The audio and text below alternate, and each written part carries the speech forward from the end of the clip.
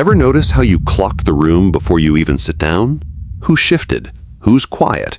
Who laughed a half-second too late? You didn't decide to do this. You just always have. Here's the twist. It's not control that's running the show.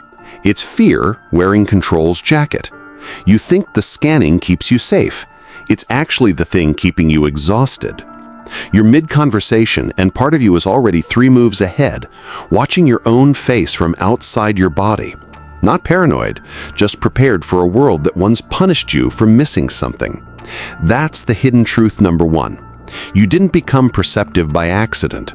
You became perceptive because somewhere, once, not noticing cost you something. Think about the last time you walked into a room and immediately knew the mood before anyone spoke. That wasn't intuition, that was training. And training doesn't turn off just because the danger did. So here's the question that's going to follow you through this whole video. What would it feel like to walk into a room and not read it? Sit with that, because the answer is going to get uncomfortable before it gets clear. Claim 1. You don't just hear what people say, you hear what they almost said. Picture this. A friend cancels plans with "something came up," and you spend the next 4 hours reconstructing what that something actually was. Not suspicious, just fluent in a language most people never had to learn. Ask yourself how many texts you've reread today looking for a tone that wasn't there. Claim 2. You apologize for things before anyone's upset because you learn to diffuse a room before it ever ignites.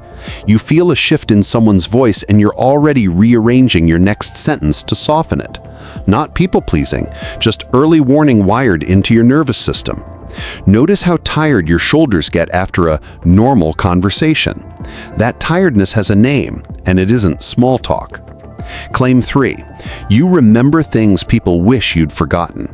The offhand comment from March, the way someone's eyes moved when they said they were fine. You're not collecting evidence to hurt anyone. You're collecting evidence because forgetting once meant getting blindsided. Not resentful, just a person who learned that memory is armor. And here's the one that cuts the deepest.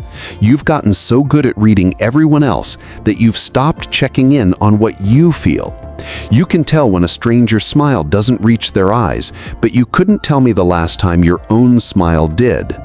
You built a radar system so sensitive it maps every room except the one inside you. That's the peak. That's the thing you've been circling this whole time without saying it out loud. Here's the twist nobody tells you. This hyper-awareness isn't a flaw in you. It's proof of an old survival system that worked exactly as designed. It kept a younger version of you safe in rooms that weren't safe. The problem was never the radar. The problem is it never got the memo that the war is over. This isn't something broken that needs fixing. It's a skill built in hard conditions that just needs a new job. The same awareness that drains you in conflict can be the thing that makes you the person others feel truly seen by. You don't have to turn it off. You just have to stop pointing it only outward. Because the moment you turn that same attention toward yourself, the exhaustion starts to make sense, and so does the way out. So walk into the next room, read it if you need to, but leave a little of that attention behind for yourself too. That's the whole circle closing.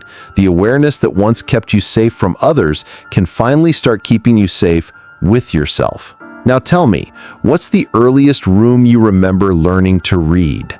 If you want to understand people, subscribe to MindMorsels.